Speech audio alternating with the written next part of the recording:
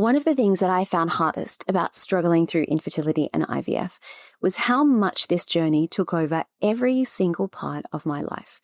My relationship, my work, my finances, my friendships, you name it. There isn't a single part of your life that isn't affected when you are trying to conceive. I ended up feeling like a shadow of who I used to be. So how do you move past this, but still leave enough time to focus on bringing your baby home? It is such a hard balance to find, and in today's episode, I'm going to share with you the strategy that I used and that I use with so many of my students, and it is certainly one that I wish I had known sooner. Welcome to Your Journey to Fertility. This is the podcast that blends both science with spirit to give you all the tools you need as you navigate your fertility journey. I'm your host, Jennifer Edmonds, and for the last 15 years, I've been helping women on their journeys to motherhood and beyond. I believe that combining the latest scientific research along with the best energetic and mindset practices will help you to avoid putting your life on hold and bring you closer to your baby. Here each week, you'll learn ways to support your fertility and trust your body so you can stop stressing that you'll never have a baby and finally walk your path to motherhood. This is the Your Journey to Fertility podcast. Hello and welcome back to the podcast. I am super excited to have you here with me today. I mean, I'm always excited that you are joining me on the podcast, but particularly today because we are kicking off the first in a 3-part series about coming back into alignment when you are trying to conceive. Now, this series is special because it is leading into a very exciting event that I am running at the end of this coming month called Embrace the Journey. This is a free 3-day live series where I'm going to start teaching you some of these regulating tools that I speak about so much on this podcast. I'm sure you are sick of me hearing them. So it's going to be a way for you to come and experience them firsthand yourself. So why is it so important that we do that? And this is something that, as I'm sure if you are a regular listener, that I speak about so much, but we lose ourselves so much in the journey of infertility. And it is, while it's taking over every single part of your life, we need tools and we need practices to help us come back to that sense of who we are. And this isn't something that's going to happen overnight. It takes time and it needs consistency in order to have an impact on your body. So what I'm going to do over this free 3-day series is show you how the beautiful tools of fertility yoga, meditation, and breathwork can be incorporated into your life. And we go through so many things. I'm going to teach you about cycle syncing, nervous system regulation, breathwork, guided meditations, so many things. I could list them here. I'll be here for an hour and a half. And this is a standalone course. This is something where you are going to receive all of the replays of, so you can go back and watch them in your own time and use them when you need them. After we finish this training series, you will have the option of joining the In Your Element Fertility Yoga program. This is something where we take the practice a little bit deeper and we are able to start using it in a more personalized way. The program isn't going to be open again until 2026. So if this is something you've been thinking about, or you just want to get, your toe in the water, what's the analogy? I've forgotten, but it's going to be an amazing way for you to do that. So stay tuned. I will be sharing so many more details about Embrace the Journey, this free series, as we go. But today, this first episode is inspired by a listener who emailed me asking, how can they enjoy their life again?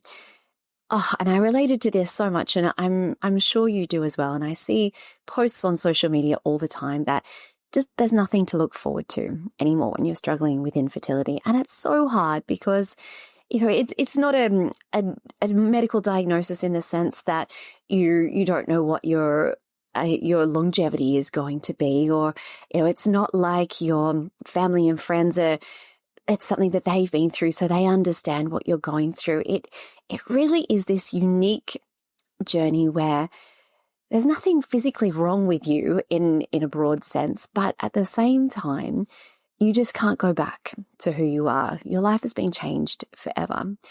So I really want to be able to share with you today some tools that helped me get through this sense of being able to live my life again, whether or not my baby was on the way, and not knowing when they were going to be on their way, but how could I find some joy in the meantime? So through these 3 episodes that are part of this 3-part series, what I can absolutely promise you is that, okay, no, I'm not here to be able to fix all of your problems, and I can't just make this journey magically go away and fix it with a magic wand. If a magic wand was given to me, I absolutely would take it. But until then, what I'm going to do is give you the tools to lighten the load, to be able to navigate that inner voice, to be able to switch your relationship with stress to one that is a threat in terms of, what am I going to do to be able to get through this day? Everything is a threat to my safety and my sanity. To be able to shift that into something that challenges you and propels you forward. And when you know how to deal with it, and when you know how to work with your brain and your body instead of fighting against it endlessly, that is where change starts to happen. Today, we're going to focus on getting your life back. So, where do we start? You know, I love a list. It comes with the type A personality, so we're going to have a list. The first thing on the list is awareness. It is really hard to notice these small incremental changes that happen when you start going through this journey. So one day you might start this sort of inkling that things aren't going to be as easy for you as you'd hoped. And then sooner or later, you're starting to get triggered by pregnant women or pregnancy announcements. And then you think that maybe you're going to need fertility treatments, and it just starts to snowball from there. So it's incremental. And I found, especially for myself, that these like small little changes that happened to my life along the way, I didn't notice what a huge impact they were having on me until everything kind of came to a head. I had chronic insomnia. I had to take sleeping tablets, 3 different types of sleeping tablets in order to get a few hours sleep per night. And I had to keep increasing my dose because they would get less and less effective. I would be triggered by everything. So little things that to a, quote unquote normal person wouldn't be triggering, like getting stuck in traffic or just having a disagreement with my husband. Just things would like super throw me off the deep end. And I think when you are in that state where you realize that, wow, all of these things have accumulated to have a really big impact on my life, that's when we become aware. And it's okay if you're at that stage and you feel like it has taken over your life. It's never too late to start unraveling. But if we can catch these things before they start to take over, then that would be beneficial as well.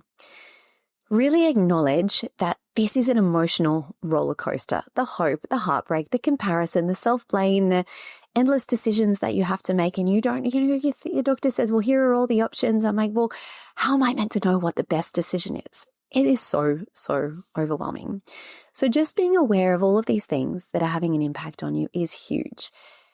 And coming into awareness is probably the hardest thing. And it's why I always put this first, because I can't tell you how to become more aware.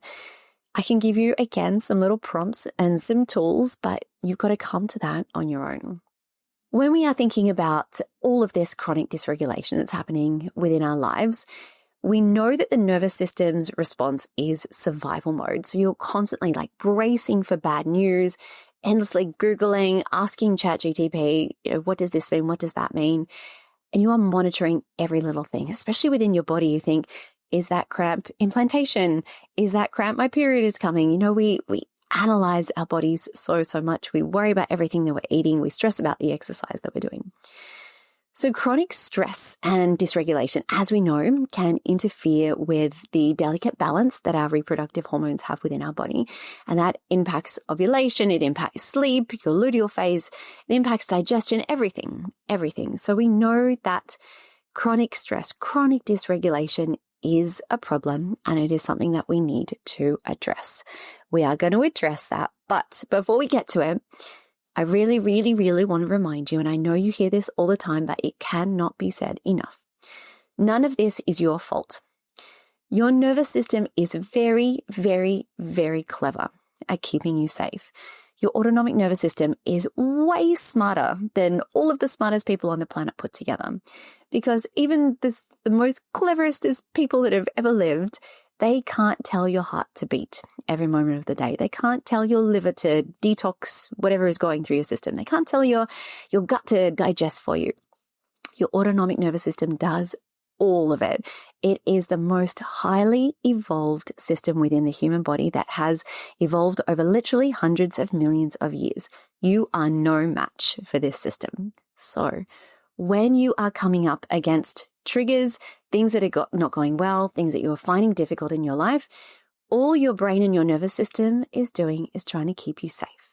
So when you go into that panic mode, when you start thinking that, oh gosh, I'm going to have to brace myself for work today because one of my colleagues is pregnant and I know it's just going to trigger me and I'm going to have a terrible day. You can't beat yourself up about that because this is something that your brain senses as a threat. So all of this ties back to something that I'm going to speak about in a minute, but I just want you to keep in mind that all of your reactions to everything you're going through are not your fault, and it is very, very hard to have any control over it. But having awareness is exactly where we start. So, number 2, we have to come into regulation. We cannot enjoy our lives from a place of chronic dysregulation. It's just not possible. I mean, just imagine if you were spending your entire day running from a tiger. Think, okay, I'm getting in my car. Is the tiger going to be sitting in the back seat? I'm going to bed. Is the tiger under the bed? Like, if there was a constant threat and you were so hypervigilant and always on the lookout for this signal of danger, you can't enjoy your life. You're not going to sit back and enjoy a cup of coffee or go and watch a movie or read a book. No, you are just going to be in this survival mode at all times. And yes, this is me over here again talking about nervous system regulation. I know you are, I hope you're not sick of hearing it because as I talk about so often, it is your entire existence. Your nervous system creates your whole life's experience. So when someone reminds you to relax or to breathe deeply, and it's a very flippant thing that people say, but some of these simple little regulating tools that when we are aware of when we're in that moment, it is not helpful for someone to say to you, or just relax, just take a deep breath. But if you can take a moment to become aware of what you're experiencing and just say to yourself, okay, I'm dysregulated. What do I need in this moment? And maybe you're just feeling really irritable and you can't stand still and you need to just shake out your body a little bit. You need to wring out your hands, just, rub your arms, just stamp your feet. You can't do all of these things necessarily if, you're in a meeting at work or, you have to pick your moments. But if you are aware that you are really irritable and you can't sit still, that is a sign that you need to get rid of some of that energy, disperse it through the body. But if you feel that you're just in that state of a little more apathy or a little more hopelessness, or even feeling towards that end where we become a little depressed, that is where those more calming tools can start to bring you back into that present moment as well. So we're going to do a really gentle practice here together.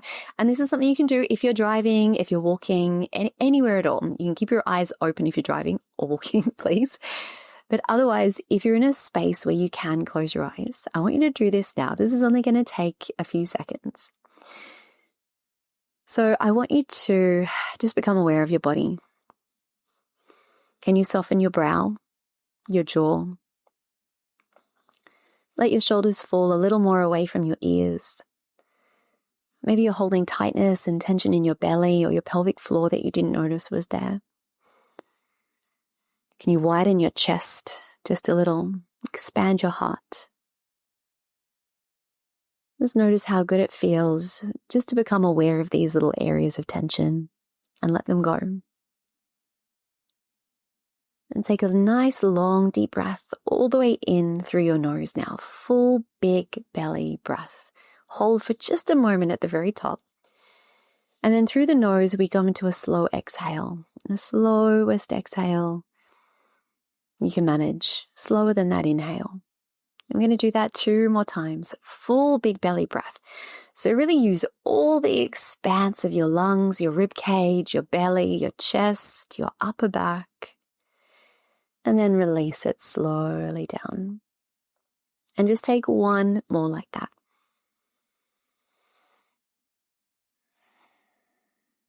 Beautiful. And then you can just allow your breath to return into its natural rhythm.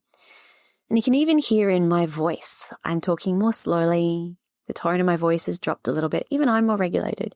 I get so excited when I'm recording podcasts, and I tend to get a little bit, overstimulated, and that's fine. But you can really just notice the difference so quickly. So this is a regulating tool. Your breath, I think, is the most powerful regulating tool that you have. So when you're ready, just kind of come back into your natural surroundings and carry on with whatever you were doing. And I want you to know that when we are talking about nervous system regulation, we are not trying to get rid of stress completely. I don't think that's possible. And it isn't really functional. I mean, we need our stress response in order to live our lives. But regulation, instead of meaning we're never going to get stressed, it means that when we are stressed, our bodies can return to a place of calm and safety and trust a lot more easily. What is that quote? We can't necessarily ride the waves, but we can learn to surf. So being able to just balance yourself and your body as you're going through these waves of the roller coaster that is trying to conceive, I think that is what most people miss. And I'm going to help you avoid getting stuck in that endless loop cycle of stress. And when it comes up, I'm going to go through a few more strategies to do that. So, number 3, what can you do to make your life feel easier while you're trying to conceive? I think that we have this thing in mind where we say to ourselves, I will be happy when, I will feel better when I get that positive pregnancy test, when I get to that 12-week scan, when I have my baby. And I think for me, I absolutely thought that as well. I'll be happy when I finally get pregnant. And then what happens if you lose that baby? What happens if you get pregnant, you have the baby, but all of the things that came up when you were trying to conceive, all of the stress and the trauma of everything you went through, what if that is still there and we didn't address that and it is still causing you dysregulation throughout your life? So that's a big question, isn't it? So I'm going to go through some things that I find are really, really helpful, not just for me. And I go through a lot of these with my students as well. I did an episode, I think it was last month or the one before, that was entitled How to Stop Doing All the Things When You Were Trying to Conceive. So I recommend go back and listen to that episode, because it's really easy to get lost in that loop of let's do the 25 supplements a day. Let's do all the holistic treatments available. Let's go and get 800 different doctors' opinions and do all the functional testing. And there's benefit in all of these things. But when you're doing all of them from a place of that sort of desperation and that grabbing and that I will feel better if I do this and only if it gets me pregnant, they're coming from that energy, I think, is not doing us any favors. So go back and listen to that episode. I think that you'll get a lot out of that if you haven't already. We need to talk about self-care, and self-care is not about doing things that are going to get you pregnant. So it's not like saying to yourself, okay, I'm going to book a weekend away because I know that relaxing with my partner is the one thing I need to do and that's going to get me pregnant. We've all heard it. Go on a holiday, blah, blah, blah. Or I'm going to go for a massage and sort of help my body relax because it will help me get pregnant this month. Self-care needs to come from a place of I'm going to go and do this because it feels good for my body. And that is the only reason that you should go and do it. Yes, these things are going to have the side benefit of perhaps balancing out a little bit of our cortisol and helping us feel more calm and regulated, improving our sleep. That is amazing. But I really want you to think about what things can you do in life that make you feel good on their own. And they don't have to mean anything else than that. That's where I want you to go. That's where we want to start adding more of those things into your day. I want you to plan at least one thing. It can be 500, that's fine too. One thing each week that you are looking forward to. And it is not fertility related. This could be, I get to go for a walk along the beach. I am going to look, who knows if this is possible for everyone. I'm going to take half a day off work on Friday. I'm going to go and get a massage. I'm going to go home early and have a bubble bath. Like, just plan something that you can look forward to each week. Even if it's little, let's book a date night. Let's go to bed early. Let's read our favorite book. I really want you to get into the practice of having things to look forward to. And please try to get out of the habit of making them related to fertility, come back to your life. What did you look forward to, 5-10 years ago before having a family was even on your radar? Really think about those. We also need to talk about boundaries. Now, we talk about boundaries a lot in this community, and I think that's an amazing thing. But usually when we're talking about boundaries, it's about where do I need to put boundaries in relation to other people? So protecting your own heart and your mental health. And there's so much value in that. You need to conserve your energy. But I think we need to also place boundaries on ourselves. When you are going through something as difficult as infertility, we know there are certain things that are going to make life more difficult for us. For example, if you go night after night after night having a terrible night's sleep because you've been scrolling on social media till 11:30 and then it is impossible for your brain to switch off and go to sleep, that is not something that is helping you at all. So we need to think about what are we doing in our lives and what boundaries can we gently place upon ourselves to relieve some of that stress that they might be causing. I find that scrolling social media first thing in the morning is another big one as well.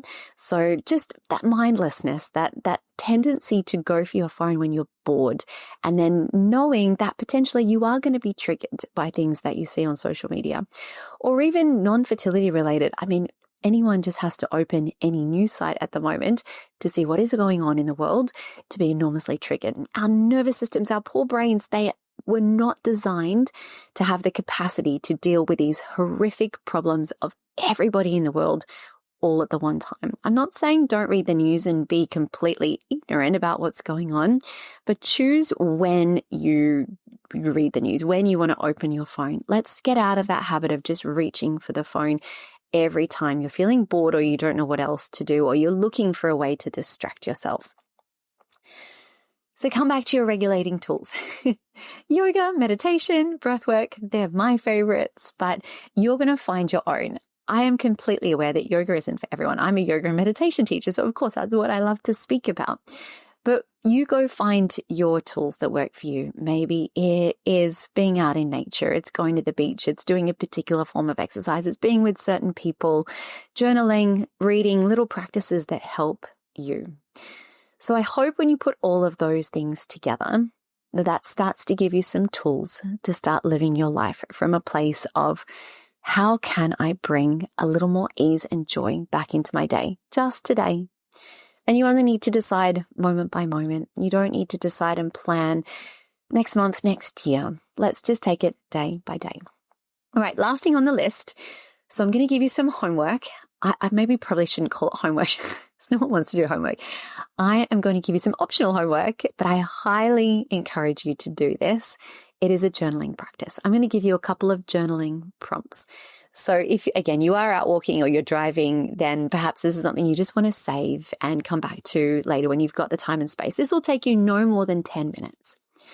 I really encourage you to do this because it deepens your ability to take on board all of these practices and everything that we're talking about and to integrate them. So integration, I think, means coming from the mind into the body. And we talk about the mind-body connection a lot, but it is so, so important. It is not separate.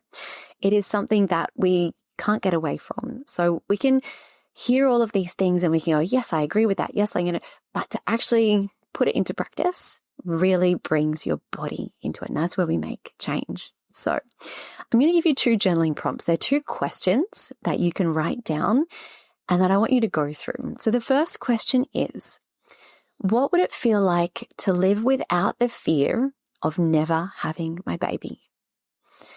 So it's not about what would I do if I never had my baby or how do I plan my life around the idea of not being able to have my baby. No, I want you to write down, if I could live my life knowing that my baby was on the way, I had no fear. Just, I know as I know that tomorrow the sun is going to rise and the day after that, and the day after that. There's no question in your mind. It isn't something that you even think about because it's such a deep entrenched belief.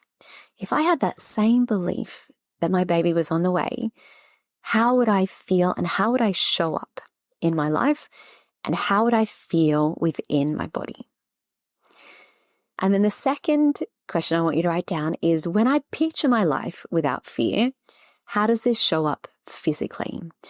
So it might be helpful for you when you're writing these out. Don't think about it too much. I just want you to write down whatever comes to mind. So maybe when you think about the fear of never having your baby, what do you notice in your body? So is there a heaviness in the chest? You feel like your head starts throbbing, or you get constricted in your throat, whatever it might be.